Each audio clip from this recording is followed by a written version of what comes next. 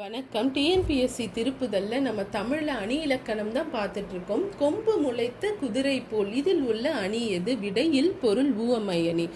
குதிரைகளுக்கு கொம்பு இருக்காது, ஆனால் கொம்பு முளைத்த குதிரை போலவா, அந்த மாதிரி இல்லாத ஒரு விஷயத்த, நடக்காத ஒரு விஷயத்த உவமையாக சொல்கிறதுனால இது இல் பொருள் உவமை அணி.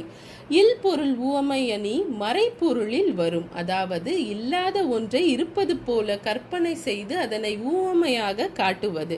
கீழே குரல் பாருங்க. அன்பகத்தில்லா உயிர் வாழ்க்கை வன்பார்க்கன் வற்றல் மரந்தளிர்த்தற்று. அதாவது ஒரு பாலைவனத்தில் பட்டு போன மரம் கூட தளிர்த்திருமா, ஆனால் இந்த உலகத்தில் அன்பு இல்லைன்னா உயிர் வாழ முடியாதுன்னு இந்த குரல் மூலியமாக வள்ளுவர் சொல்கிறாரு.